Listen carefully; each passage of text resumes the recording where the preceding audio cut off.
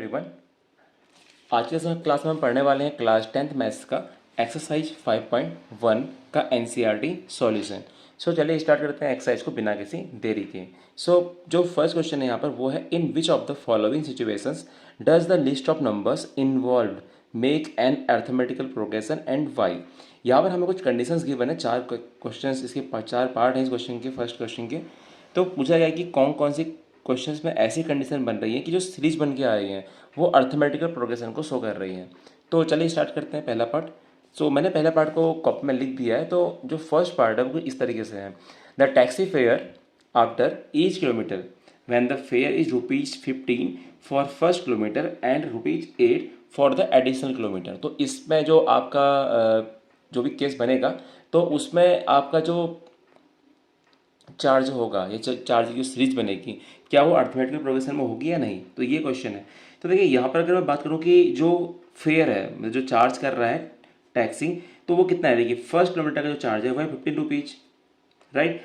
ये है first kilometre के लिए, राइट। अगर मैं बात करूँ सेकेंड किलोमीटर का चार्ज तो वो कितना होगा, वो होगा आपका 15 + 8, क्योंकि क्वेश्चन में कहा गया and 8 for the additional kilometre. तो उसके बाद जो भी एडिशनल किलोमीटर्स आते जाते हैं तो वो 8 रुपीज़ उसमें ऐड करता जाता है। तो जैसे फर्स्ट किलोमीटर में उसने ₹15 दिया टैक्सी ड्राइवर ने आपसे, तो नेक्स्ट किलोमीटर के लिए वो ₹8 एडिशनल, राइट। तो किलोमीटर एडिशनल जा रहा है आपसे, तो नेक्स्ट किलोमीटर के लिए total charge 15 + 8 that is 23। And जो थर्ड किलोमीटर होगा वहाँ के लिए क्या होगा, वो हो जाएगा 23 + 8 दैट विल बी 31। ऐसे ही जो फोर्थ किलोमीटर होगा उसके लिए भी सेम रहेगा, ऐसा ही कुछ 31 + 8 39 एंड सो ऑन। अगर मैं यहाँ पर देखूँ तो क्या ये सीरीज जो बन रही है ये अर्थमेटिकल प्रोग्रेशन है या नहीं, आपको ये चेक करना है। तो अर्थमेटिकल प्रोग्रेशन चेक करने का एक सिंपल तरीका होता है, हमने इंट्रोडक्शन में पढ़ा था क्या, कि अगर कॉमन डिफरेंस सेम आता है तो AP होती है, अदरवाइज नहीं होती है। तो चेक करते हैं D कितना आता है। D यहाँ पर कितना आएगा, 23 - 15, और ये होगा 8 के इक्वल, या 31 - 23 कर लीजिए, ये भी 8 के इक्वल ही आएगा। या आप चाहते हैं तो आप 39 - 31 भी कर सकते हैं, तो ये भी कितना आएगा, 8 के इक्वल आएगा। तो जब कॉमन डिफरेंस सेम आ रहे हैं तो इसका मतलब हम कह सकते हैं कि हाँ ये एक अर्थमेटिकल प्रोग्रेशन है, राइट। तो जरूरी नहीं है कि आपको ये सारे के सारे D चेक करने पड़े, आप किसी भी एक पार्ट का, जैसे यहाँ पर हमने चेक किया कि कॉमन डिफरेंस 8 आ रहा है, आपने यहाँ भी चेक किया कि कॉमन डिफरेंस 8 आ रहा है, तो इसका मतलब क्या है कि हाँ ये AP होगी, राइट। तो ये था इसका सॉल्यूशन फर्स्ट पार्ट का। तो चलिए पढ़ते हैं सेकंड पार्ट में। ये है हमारा second part question number first का, जहाँ पर से कहा गया था amount of air present in the cylinder when a vacuum pump removes 1/4 of the air remaining in the cylinder at a time. तो इसको समझाने के लिए ना आपको मैं कॉपी में चलता हूँ पहले तो। ये है यहाँ पर गिवन कंडीशन, जहाँ पर आपसे कहा गया था amount of the air present in a cylinder when a vacuum pump removes 1/4 of the air remaining in the cylinder at a time.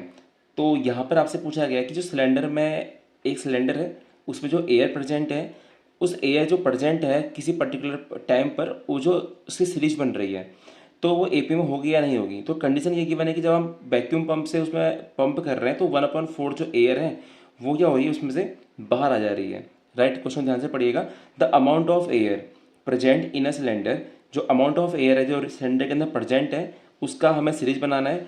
When a vacuum pumps removes 1/4, जो एक वैक्यूम पंप है वो 1/4 ऑफ द जो present है उस cylinder के अंदर उसका 1/4 पार्ट रिमूव कर दे रहा है in the cylinder at a time, किसी एक पर्टिकुलर टाइम पर, राइट। तो स्टार्टिंग में हम यहाँ पर लेट कर लेते हैं कि जो टोटल यहाँ पर आपका एयर प्रेजेंट है उसके अंदर, जो सिलेंडर के अंदर, वो है आपका X।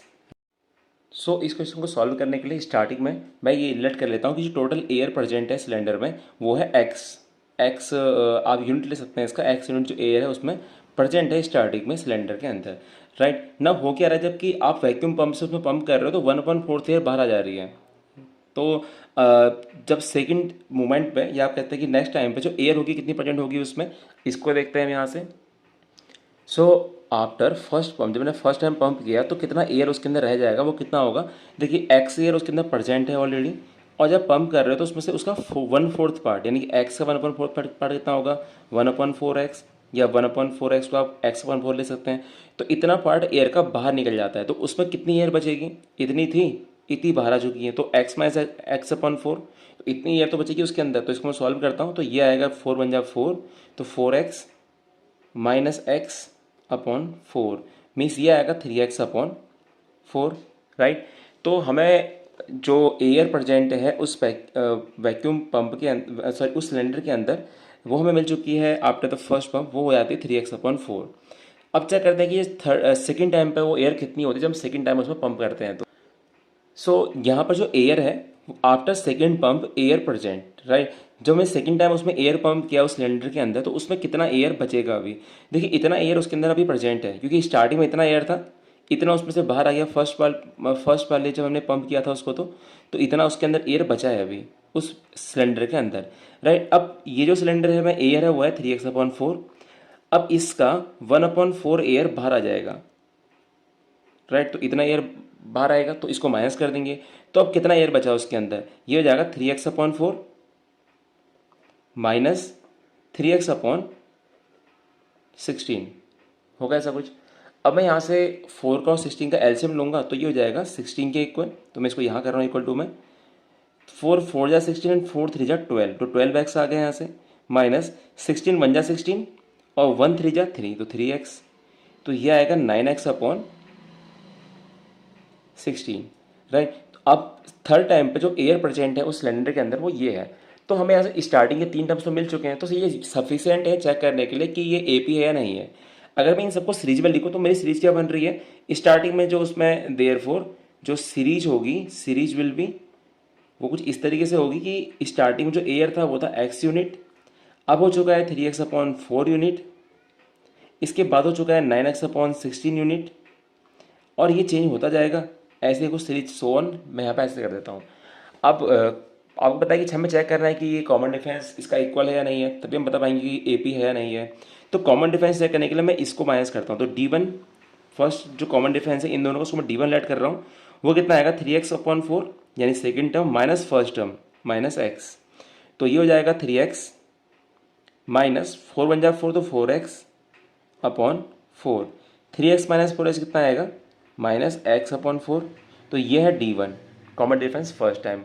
तो सेकेंड टाइम पर कॉमन डिफरेंस कितना बनेगा d2, वो कितना होगा 9x/16 माइनस 3x/4, और 4 का 16 का जो एलसीएम आएगा वो आएगा 16 के इक्वल।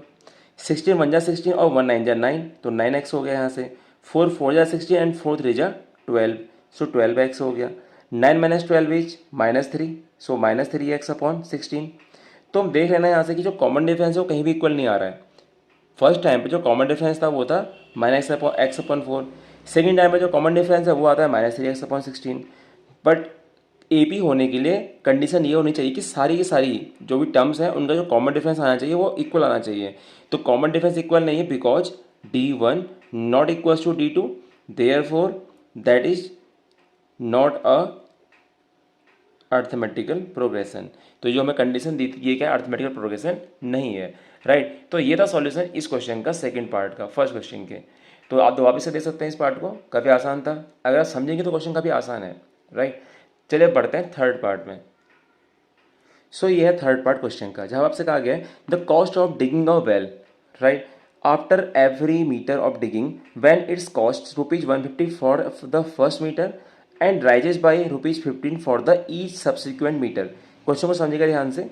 इसमें आपसे कहा गया है जो कॉस्ट है ना डिगिंग की, एक आप कुआं खोद रहे हैं तो उस कुएं को खोदने की जो कॉस्ट है वो इस तरीके से है कि when it's cost ₹150 for the first kilometre, तो पहले किलोमीटर के लिए जो उसका चार्ज है वो है ₹150 and rises by ₹50 for each subsequent kilometre, और हर एक किलोमीटर के लिए आप +50 करते जाते हैं, मतलब ₹50 उसमें ऐड होता जाता है उसकी कॉस्ट में, राइट। तो बताना है कि ये एपी होगी या नहीं होगी, तो हम जल्दी से इसको सॉल्व कर लेते हैं। सो जस्ट हमने अभी क्वेश्चन पढ़ा है, तो क्वेश्चन में क्या लिखा था कि जो फर्स्ट मीटर के लिए जो कॉस्ट है वो कितना है, वो है आपका ₹150, राइट। तो स्टार्टिंग जो पहला किलोमीटर में आप कुआं खोदते हैं तो वहाँ पे जो कॉस्ट देनी पड़ती है वो है ₹150।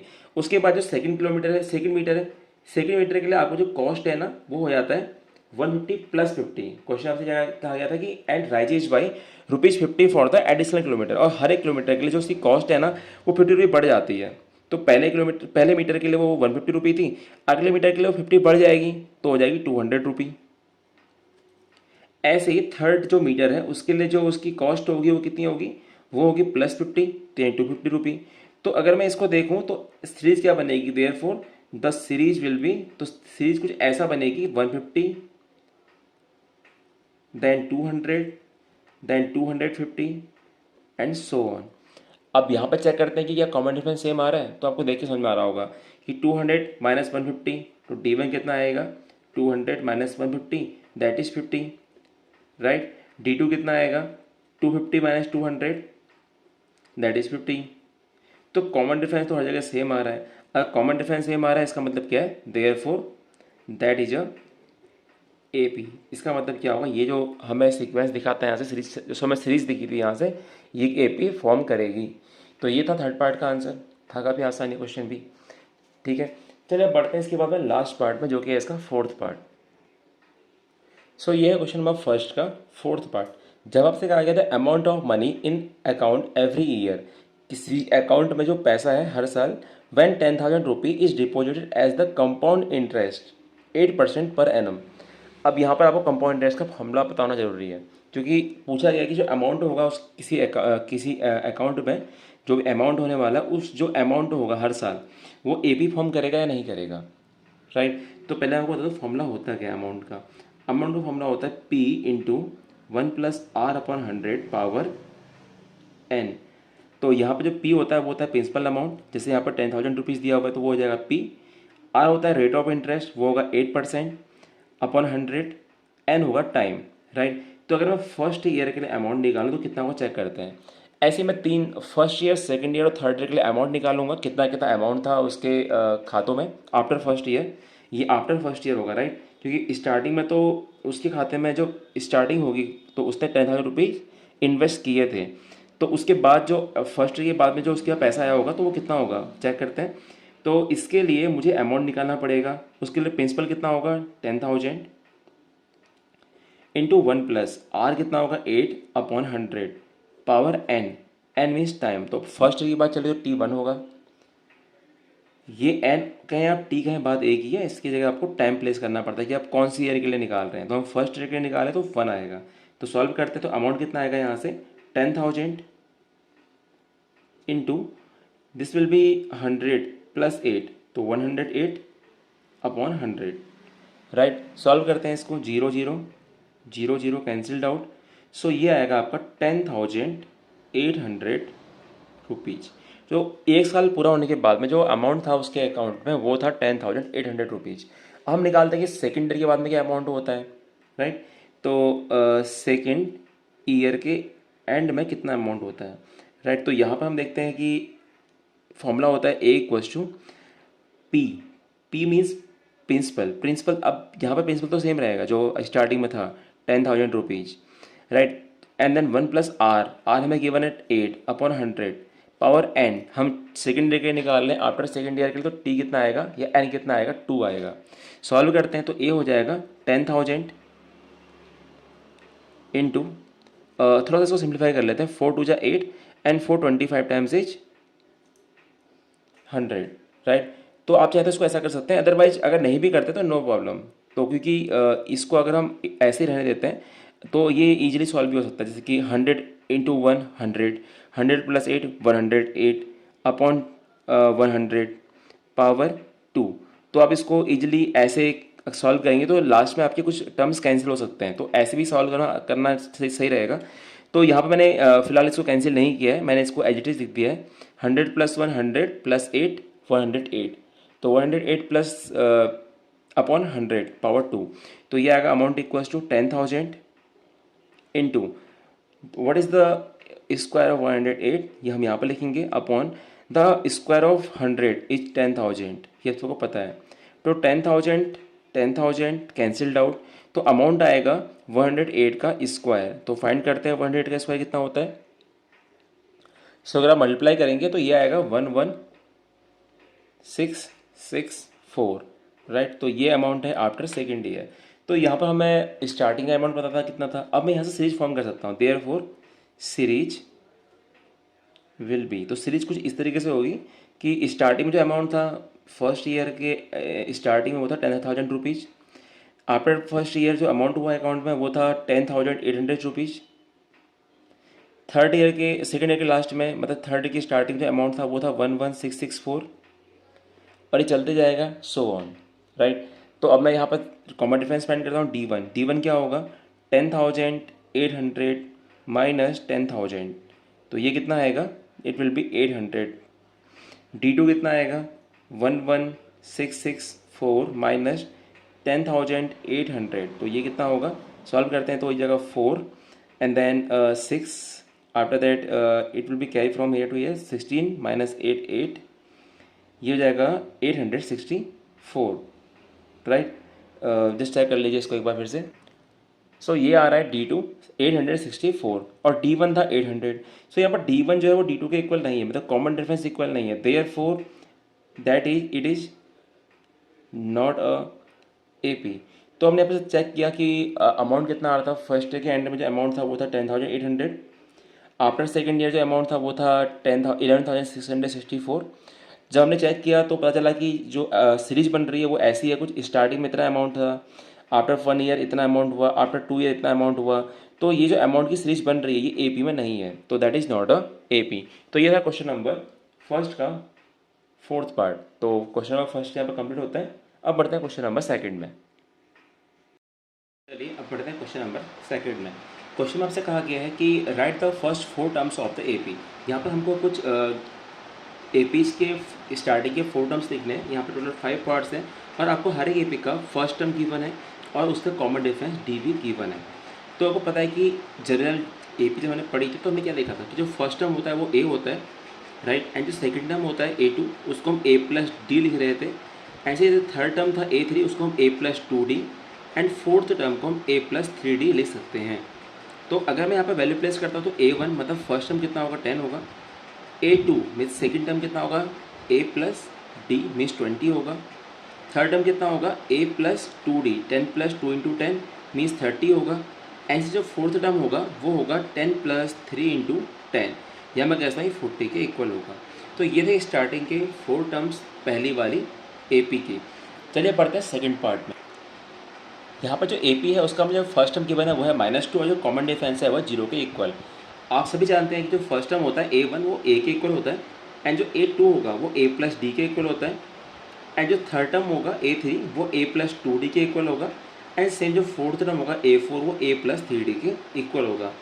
अब मुझे यहाँ पर केवल और केवल वैल्यू प्लेस करनी है। यहाँ पर जो A का वैल्यू है -2 के इक्वल तो A1 जाएगा -2, A2 वो होगा A प्लस D के इक्वल मीन्स -2 प्लस 0, राइट, वो भी आपको -2 ही मिलेगा। जो थर्ड टर्म होगा वो होगा -2 प्लस 2 इंटू 0, राइट। अगर आप सॉल्व करेंगे तो ये आपको -2 के इक्वल ही मिलेगा।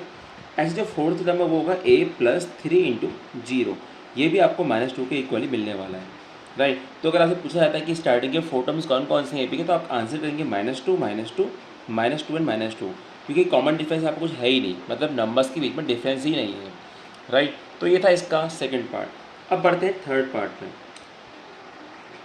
थर्ड पार्ट में हमें A का वैल्यू 4 गिवन है और जो कॉमन डिफरेंस है वो -3 के इक्वल है। अगर मैं सेम वे करने वाला हूँ A1, A2, A3 और A4 को फाइंड करने के लिए A1 को मैं लिखूँगा A के इक्वल जो कि 4 के इक्वल होगा। A2 होता है A प्लस D, वो होगा आपका 4 प्लस -3, या हम कहते हैं 4 minus 3 that will be equals to 1। ऐसे ही अगर A3 की बात करूँ तो वो होगा A प्लस 2D के इक्वल। अगर मैं सॉल्व करता हूँ तो ये आएगा A है आपका 4 प्लस 2 इंटू जो D है वो है -3, तो ये आएगा 4 माइनस 6 दैट इज -2। ऐसे अगर फोर्थ टर्म की बात करता हूँ A4 की, तो A4 होगा आपका A प्लस 3D। अगर मैं वैल्यू प्लेस करता हूँ तो A4 के इक्वल होगा और 3 इंटू D होगा आपका -3 के इक्वल, तो ये वैल्यू आएगा 4 minus 9 that is equals to -5। तो जो स्टार्टिंग के 4 टर्म्स हैं वो होंगे 4 1 -2 और -5। तो ये था इसका थर्ड पार्ट। चलिए पढ़ते हैं जल्दी से फोर्थ पार्ट। सारे पार्ट इस क्वेश्चन के सेम है, यहाँ भी आपको A गिवन है और D गिवन है। तो आप A और D की हेल्प से यहाँ पर first term A1, second term A2, third term A3, fourth term A4 find कर लेंगे। जो फर्स्ट टर्म होगा वो A होता है, second term A plus D होगा, third term a plus 2d and जो फोर्थ टर्म होगा वो होगा a प्लस 3d के इक्वल।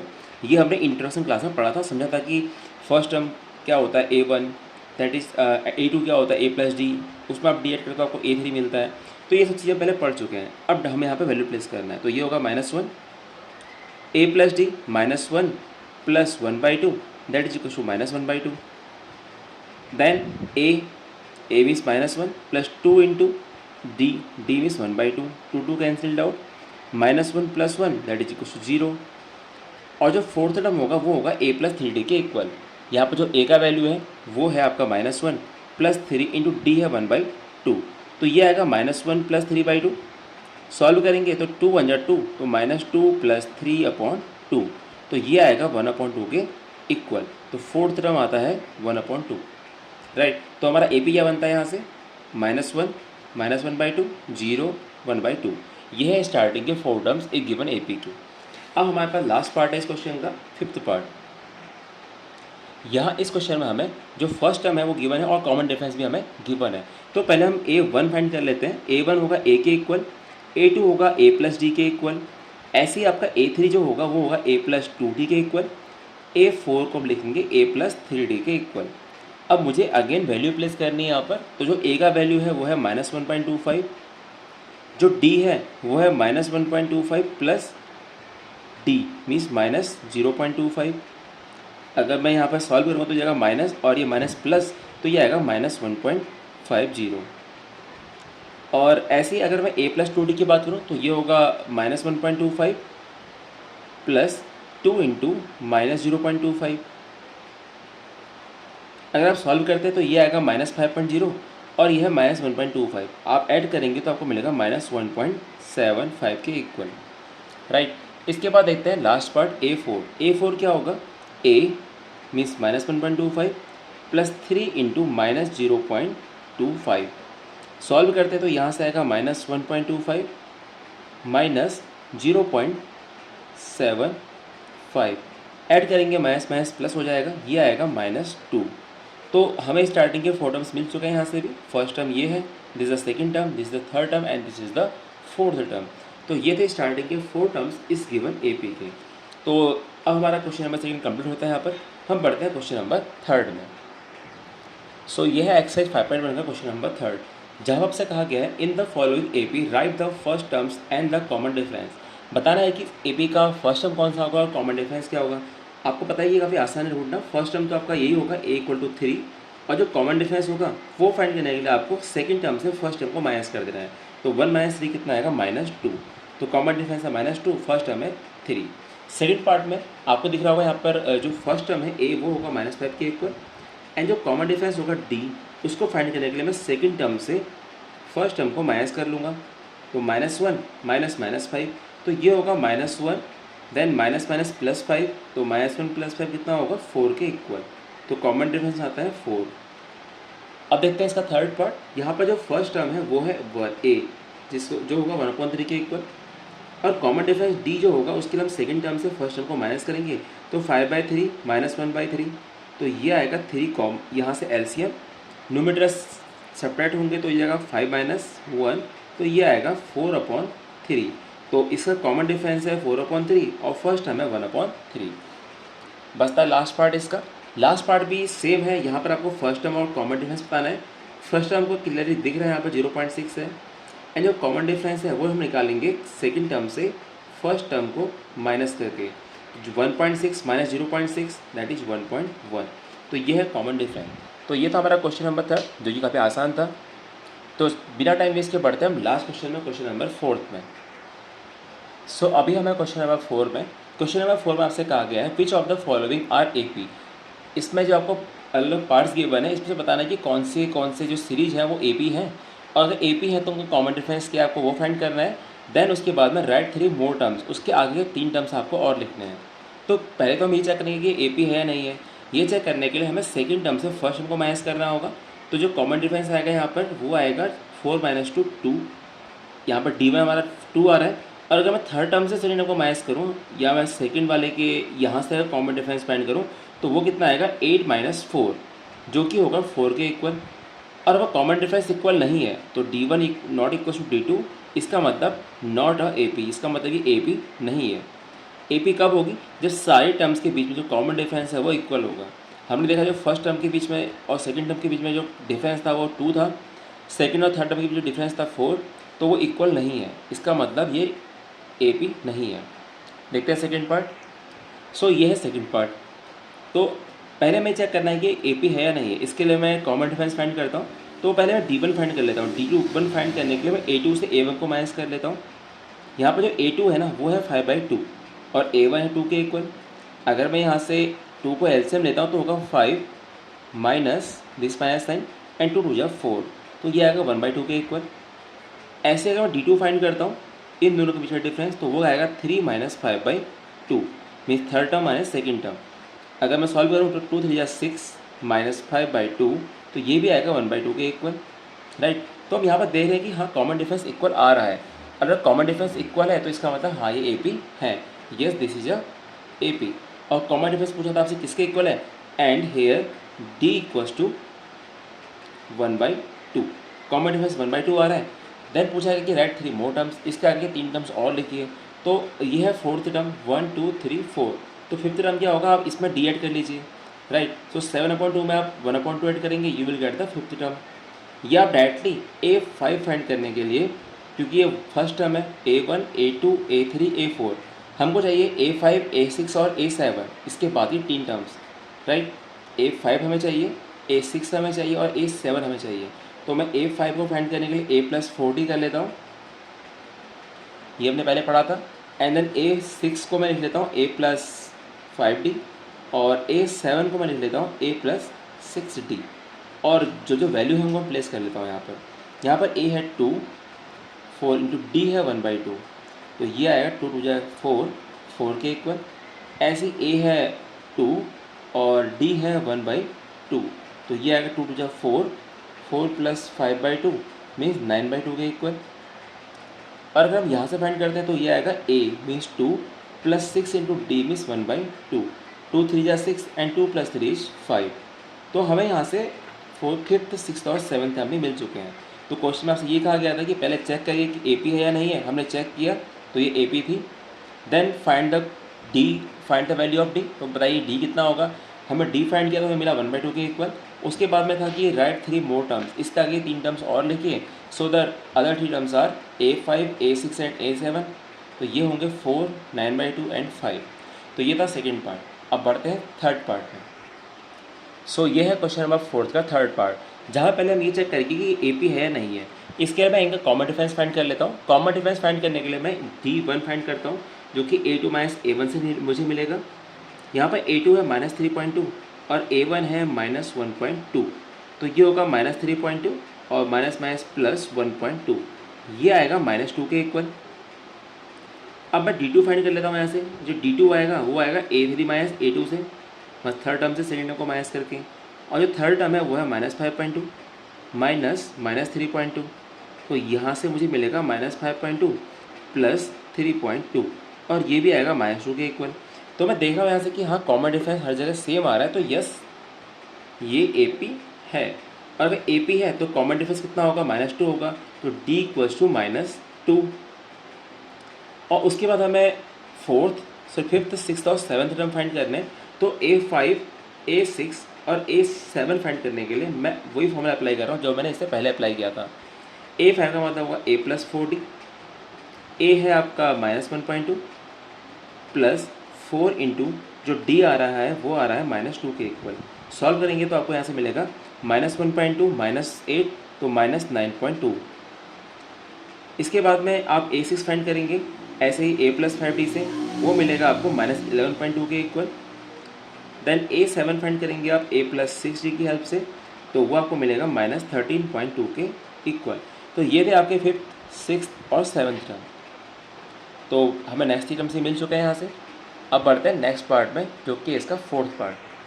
सो ये है फोर्थ पार्ट।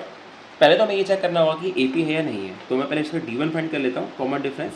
फर्स्ट 2 टर्म्स का डिफरेंस कितना आ रहा है, -6 -10, और ये आएगा -6 माइनस माइनस +10, और 10 - 6 होता है 4, तो यहाँ 4 आ गया।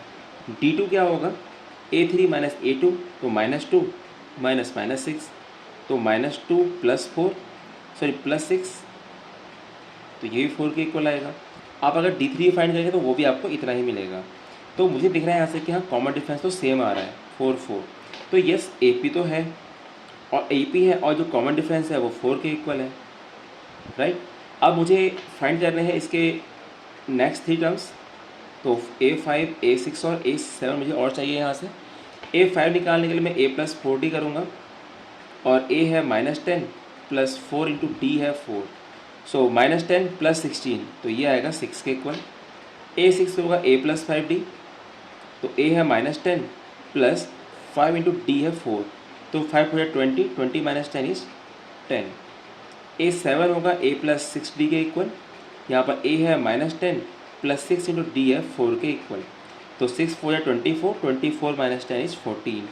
तो यहाँ से हमें नेक्स्ट ही टर्म्स ही मिल गए जो कि हैं 6 10 और 14, राइट। तो है आसान काफ़ी। चलिए पढ़ते हैं नेक्स्ट पार्ट में, इसके ही 5th part. So given AP कुछ इस टाइप से है। अभी हम इसको AP तो नहीं कह सकते बट जो सीरीज है वो इस टाइप से है। तो पहले मैं चेक करता हूँ कि इसका कॉमन डिफरेंस क्या सेम आ रहा है।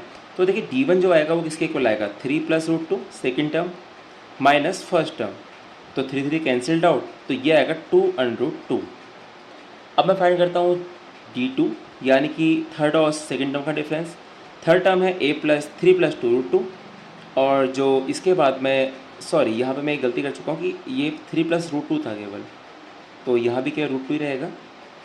इसके बाद मैं D2 फाइंड कर रहा हूँ तो मैं A3 से A2 को माइनस करूँगा तो A3 है 3 + 2√2 और जो A1 है सॉरी A2 है वो है 3 + √2। सॉल्व करते हैं तो ये हो जाएगा 3 + 2√2 -3 minus √2 plus minus 3 cancelled out 2√2 minus √2 is √2। तो अब आप देखोगे ना आगे को इसमें अगर तो आपको हर जगह ही कॉमन डिफरेंस सेम मिलेगा। तो इसका मतलब yes this is a AP and the common difference is √2। AP भी है और एक कॉमन डिफरेंस √2 है। तो अगला टर्म क्या आएगा, इसमें आप √2 ऐड कर देंगे तो 3 + 3√3 के बाद आएगा 3 + 4√3। तो आप डायरेक्टली भी कर सकते हैं इसको अगर आप चाहें तो। A5 आएगा आपका 3 + 4√2 क्योंकि कॉमन डिफरेंस √2 है। आप इसमें √2 ऐड करेंगे आपको नेक्स्ट टर्म मिल जाएगा तो 3 + 3√3 प्लस √2 सॉरी 3 + 3√2 प्लस √2 इस 3 + 4√2। अगर आपको A6 चाहिए तो इसमें A√2 और ऐड कर दीजिए क्योंकि कॉमन डिफरेंस √2 है तो वो आएगा 3 + 5√2। आपको A7 चाहिए तो इसमें A√2 और ऐड कर दीजिए वो आएगा 3 + 6√2। तो हमको यहाँ से 7th 6th और 5th टर्म भी मिल चुके हैं। तो ये था इसका आंसर 5th पार्ट का। अब बढ़ते हैं नेक्स्ट पार्ट में। सो ये है 6th पार्ट। यहाँ पर आप देखेंगे अगर तो आपको लगेगा कि हाँ कॉमन डिफरेंस इक्वल आ सकता है बट एक्चुअल में नहीं आएगा। क्यों, अगर मैं D1 फाइंड करता हूँ D1 क्या होगा 0.22 माइनस 0.2 और अगर मैं सॉल्व करूँगा तो ये मुझे मिलेगा 0.20 के इक्वल, राइट। ये तो है हमारा D1 जो कि A2 का और A1 का डिफरेंस है। अब मैं D2 फाइंड कर लेता हूँ जो मुझे मिलेगा A3 माइनस A2 करके तो 0.222 माइनस 0.22। तो अगर आप सॉल्व करेंगे तो आपको ये मिलेगा 0.002 के इक्वल, राइट। तो अब दोनों में जो कॉमन डिफरेंस है यहाँ पर वो अलग अलग है। एक जगह मैं सॉरी बोलना चाहूँगा कि मैंने यहाँ पर थोड़ा सा जो सब्ट्रैक्ट किया है वैल्यू थोड़ा सा गलत किया है। 0.22 माइनस 0.2 करेंगे 0.02 मिलेगा आपको यहाँ से। ये छोटा सा मेरा मिस्टेक था। अब यहाँ पे हमें D1 मिल चुका है 0.02 और जो D2 है ना वो है 0.002। तो ये AP नहीं है क्योंकि यहाँ पर कॉमन डिफरेंस इक्वल नहीं है। तो आपको ज़रूरत नहीं है आगे के टर्म्स फाइंड करने की, आप डायरेक्टली लिखेंगे नॉट अ AP, राइट। तो ये था इसी क्वेश्चन का 6th पार्ट। अब बढ़ते हैं 7th पार्ट में। सो ये है नेक्स्ट सीरीज। तो मुझे चेक करना है कि यहाँ पर AP है या नहीं है। तो पहले मैं इसमें D1 फाइंड कर लेता हूँ। D1 आएगा -4 minus 0 second term minus first term तो वो आएगा -4 के इक्वल। D2 फाइंड कर लेते हैं। D2 फाइंड करने के लिए मुझे थर्ड टर्म से सेकेंड टर्म को माइनस करना होगा तो -8 माइनस -4 तो ये आएगा -8 + 4 वो भी -4 के इक्वल ही आएगा। तो अगर आप चेक करेंगे ना तो आपको सारे कॉमन डिफरेंस यहाँ से इक्वल मिलेंगे। अगर कॉमन डिफरेंस इक्वल है तो इसका मतलब ये है कि हाँ ये AP है, yes this is a AP। और जो कॉमन डिफरेंस है वो है -4 के इक्वल। हमें कॉमन डिफरेंस मिल चुका है और ए पी क्या है पता चल चुका है कि हाँ ए पी है। अब मुझे करना ये है कि फिफ्थ सिक्स्थ और सेवन्थ टर्म फाइंड करना है। तो मैं आप देखोगे यहाँ से जो कॉमन डिफरेंस है ना वो -4 है, तो इसमें अगर -4 ऐड करें तो क्या आएगा -16, राइट। तो ये फिफ्थ टर्म हो गया। इसमें -4 ऐड करिए तो आएगा -20। तो आप नेक्स्ट टर्म्स को ऐसे ही फाइंड कर सकते हैं, राइट। इसमें कॉमन डिफरेंस ऐड करिए -4 तो कितना आएगा -24। तो ये हो गया नेक्स्ट टर्म। तो आप डायरेक्टली अगर चाहते नहीं है फॉर्मूला अप्लाई करना D1 D4 D5 D6 और D7 के लिए, तो आप डायरेक्टली इन टर्म्स में कॉमन डिफरेंस को ऐड करते जाइए, आपको नेक्स्ट टर्म मिलते जाएंगे। जैसे मैंने अभी किया, मुझे -12 का पता था और मुझे कॉमन डिफरेंस का पता था -4 है, तो मैंने इसमें -4 ऐड किया तो -12 -4 -16 हो गया। देन मैंने फिर से -4 ऐड किया तो -20, -4 फिर ऐड किया तो -24।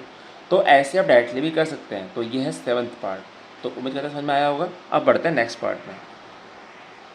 सो ये है नेक्स्ट चीज़ जहाँ पे हमें दिख ही रहा है यहाँ पर क्लियरली कि कॉमन डिफरेंस तो सेम होने वाला है, क्योंकि यहाँ भी 0 आएगा A2 - A1, क्योंकि सेम टर्म्स हैं तो कॉमन डिफरेंस 0 आने वाला है। तो यस ये AP तो है। आप डायरेक्टली आंसर कर सकते हैं कि हाँ ये AP है। क्यों है AP, आप रीजन दे देंगे, क्योंकि यहाँ पर जो कॉमन डिफरेंस है वो सब में 0 0 आ रहा है, तो ये AP है। और नेक्स्ट टर्म्स क्या होंगे -1/2 -1/2। अब जो AP है ना उसमें जो कॉमन डिफरेंस है वो 0 के इक्वल आ रहा है, क्योंकि इसके बीच में कोई डिफरेंस ही नहीं है। -1/2 देन -1/2, तो डिफरेंस तो है ही नहीं, तो डिफरेंस 0 हो गया यहाँ पर। अगर आप नेक्स्ट टर्म देखेंगे तो वो भी ये होगा -1/2, तो फिफ्थ टर्म ये हो गया, सिक्स्थ टर्म भी यही होगा -1/2 और सेवन्थ टर्म भी यही होगा -1/2। तो हमें नेक्स्ट टर्म भी मिल चुका है यहाँ से। तो ये है इसका आंसर एट्थ पार्ट का। अब बढ़ते हैं नेक्स्ट पार्ट में। सो ये है नेक्स्ट गिवन सीरीज। तो पहले चेक करते हैं कि ये AP है या नहीं है। तो मैं पहले अगर D1 फाइंड करूँगा तो मुझे D1 मिलेगा 3 - 1, जो कि है 2 के इक्वल। अगर मैं D2 फाइंड करता हूँ तो D2 मुझे मिलेगा 9 - 3 के इक्वल, जो कि होगा 6 के इक्वल। अगर मैं देखूँ तो यहाँ D1 और D2 अनइक्वल हैं, तो मैं यहाँ पर कहता हूँ कि hair D1 not equals to D2। और अगर कॉमन डिफरेंस इक्वल नहीं है तो that's why this is not a AP। तो आप डायरेक्टली आंसर कर सकते हैं कि AP नहीं है, राइट। तो समझ में आया होगा ये क्वेश्चन भी। अब बढ़ते हैं नेक्स्ट 10th पार्ट में। सो ये है इसका 10th पार्ट। वैसे तो आपको समझ में आ रहा होगा देखिए कि हाँ AP है, क्योंकि आप देखोगे A के बाद 2A, तो एक A ऐड हुआ, देन 3A 4A, तो इस तरह से आपको लग रहा होगा कि हाँ AP है, राइट। तो हम इसको सोच करके दिखाएंगे। D1 जो होगा वो होगा 2A - A, जिसको आप A कह सकते हैं। जो D2 होगा यहाँ पर वो भी सेम होगा। अगर आप D2 फाइंड करोगे तो वो कितना मिलेगा 3A - 2A के इक्वल, जो भी A के इक्वल आएगा। अब जो यहाँ पर D1 D2 है सब कुछ सेम है, तो हम कह सकते हैं कि yes this is a AP, and जो कॉमन डिफरेंस है वो होगा A के इक्वल। तो हमें डिफरेंस मिल चुका है यहाँ से और पता चलेगा कि हाँ ये AP है। अब इसके बाद में मुझे बताना है कि नेक्स्ट टर्म्स क्या होंगे। तो आप समझ सकते हैं कि अगर मैं 4A में A ऐड करूँ कॉमन डिफरेंस को तो मुझे नेक्स्ट टर्म मिल जाएगा। तो 4A + A 5A, तो नेक्स्ट टर्म हो गया 5A। और नेक्स्ट टर्म क्या होगा +A कर देंगे तो होगा 6A, तो this is the next term 6A। +A करेंगे तो मुझे नेक्स्ट टर्म मिलेगा 7A, तो next term is 7A, right. तो यह है आंसर 10th पार्ट का। अब बढ़ते हैं 11th पार्ट में। सो ये वाली जो सीरीज है ना ये कहीं बच्चों को देखने में लग सकती है कि हाँ ये AP जैसी तो लग रही है, बट एक्चुअल में ये AP है नहीं। क्यों नहीं है AP, आपको देख के समझ में आएगा अभी थोड़ी देर में कि यहाँ पर जो है ना A 2A ऐसा नहीं है, यहाँ पर स्क्वायर्स हैं। तो अगर मैं D1 फाइंड करूँगा तो मुझे मिलेगा A² - A, और अगर मैं D2 फाइंड करूँगा तो मुझे D2 मिलेगा A³ - A²। अब देखो ये अनलाइक टर्म्स हैं। अनलाइक टर्म्स के बारे में हमने पढ़ा होगा छोटे क्लासेस में, जहाँ पर जो वेरिएबल्स हैं उनकी पावर डिफरेंट होती है, तो इनको हम ऐड भी नहीं कर सकते ना सपरेट कर सकते हैं, क्योंकि यहाँ A² और यहाँ A है, ये A³ है ये A², तो इनमें ऑपरेशन तो लग नहीं सकता कुछ भी। तो हम यहाँ पर देख पा रहे हैं कि D1 और D2 बिल्कुल अलग हैं दूसरे से, और अगर D1 not equal to D2 है तो हम डायरेक्टली कह सकते हैं कि नॉट अ AP। तो ये AP है ही नहीं, तो इसका आंसर सिंपल है, नॉट अ AP, राइट। अब बढ़ते हैं इसके नेक्स्ट पार्ट में 12th। सो जो 12th पार्ट है ये काफ़ी इंपॉर्टेंट है, क्योंकि ये बच्चों को कन्फ्यूज करता है। स्टार्टिंग में हमें देखने में लगता है कि AP तो है ही नहीं, राइट। जब हम सॉल्व करते हैं तो समझ में आता है कि हाँ ये AP है। वो कैसे, देखिए ये √2 है तो आप इसको √2 ही रहने दीजिए, और √8 को मैं 2 × 2 × 2 ले सकता हूँ। ऐसे ही मैं √18 को 3 × 3 × 2 ले सकता हूँ, और √32 को मैं ले सकता हूँ 2 × 2 × 2 × 2 × 2 एंड सो ऑन, राइट। अगर मैं इनको रूट से बाहर लेके आऊँ तो √2 तो √2 ही रहेगा, बट जो ये है, यहाँ से एक 2 बाहर आएगा तो ये हो जाएगा 2√2, और यहाँ से 3 बाहर आएगा तो ये हो जाएगा 3√2, और यहाँ से 2 बाहर आएंगे, एक यहाँ से आएगा इस पेयर से और एक इस पेयर से, तो ये तो जाएगा 2 2 4, तो डायरेक्टली मैं दे रहा हूँ यहाँ पर 4√2, ये 2 अंदर रह जाएगा एंड सो ऑन। अब आई थिंक आपको समझ में आ रहा होगा कि ए पी क्यों थी, क्योंकि अब देखेंगे आप लोग तो कॉमन डिफरेंस कितना √2 आ रहा है, √2 2√2 माइनस √2 कितना होगा, √2 होगा, तो A1 आए D1 यहाँ से मिलेगा आपको 2√2 माइनस √2 जो कि √2 के इक्वल आएगा। अगर आप D2 फाइंड करोगे तो वो भी आपको इतना ही मिलेगा। आपने 3√2 में से 2√2 को माइनस कर दिया तो कितने √2 बचे, केवल एक √2 बचेगा। तो ऐसे ही आपको कॉमन डिफरेंस सेम मिल रहा है तो आप कहेंगे कि yes this is a AP, ये AP है और जो कॉमन डिफरेंस है इसका वो है √2 के इक्वल, राइट। अब मैं नेक्स्ट टर्म फाइंड करना चाहूँ तो क्या मिलेंगे मुझे, अगर मैं 4√2 में √2 ऐड कर रहा हूँ तो मुझे मिलेगा 5√2। अब मैं कॉमन डिफरेंस ऐड कर रहा हूँ, नेक्स्ट टर्म फाइंड कर रहा हूँ इसके, तो कॉमन डिफरेंस √2 था, नेक्स्ट टर्म ऐड करिए 6√2, नेक्स्ट टर्म क्या होगा प्लस √2 7√2, तो ये है इसके आंसर्स, राइट। तो ये तो आपका 12th पार्ट भी कंप्लीट हुआ। इसके बाद हमारे 3 पार्ट और बचे, जल्दी से चेक कर लेते कि ये भी AP में है या नहीं है। सो यहाँ पर जो ये टर्म्स हमें गिवन है 13th पार्ट में, यहाँ पर अगर मैं D1 फाइंड करता हूँ तो वो होगा √6 माइनस √3, जो कि बिल्कुल भी इक्वल नहीं है नेक्स्ट वाले की। अगर मैं नेक्स्ट वाला चेक करूँ यहाँ से D2 वो आएगा √9 माइनस √6। अब जो D1 और D2 आपको सिंपली दिख रहा होगा कि ये इक्वल नहीं है, और अगर D1 और D2 ही इक्वल नहीं है तो हम कह सकते हैं डायरेक्टली कि ये AP नहीं है, तो नॉट अ AP, तो हमें ज़्यादा ज़रूरत ही नहीं है मेहनत करने की, तो आप डायरेक्टली लिखेंगे यहाँ पर नॉट अ AP, राइट। अब बढ़ते हैं सेकंड लास्ट पार्ट में जो कि इसका 14th पार्ट। ये सीरीज भी कई बार बच्चों को कन्फ्यूज करती है क्योंकि यहाँ पर 1 3 5 7 नंबर्स ऐसे लगते हैं जैसे कि ये सीरीज में है और AP बना रहे हैं, बट रियल रिजल्ट फाइंड करने के लिए आपको इनका स्क्वायर करना पड़ेगा। तो 1 square 1, 3 square 9, 5 square 25, 7 square 49 and so on. अब मैं अगर डिफरेंस फाइंड करूँ तो कॉमन डिफरेंस कितना आएगा, D1 होगा 9 माइनस 1 8, D2 होगा 25 minus 9 that will be equals to 16, और D3 यहाँ से कितना होगा 49 माइनस 25 दैट इज़ 24। तो देखो सारे के सारे कॉमन डिफरेंस यहाँ पर अनइक्वल आ रहे हैं, तो मैं डायरेक्टली इस चीज़ को बेस बना के कह सकता हूँ कि D1 not equal to D2 and not equal to D3। वैसे तो अगर आप इतना ही लिखते तो तब भी सही था कि D1 और D2 इक्वल नहीं है, बट D3 हम चेक कर चुके तो हमने लिख दिया यहाँ पर, तो हम क्या कहेंगे नॉट अ AP, राइट। तो ये हमारा हो चुका है 14th पार्ट। अब लास्ट हमारा पार्ट है इस क्वेश्चन का जो कि है हमारा 15th पार्ट। सीरीज है A1 square 5 square 7 square 73 and so on.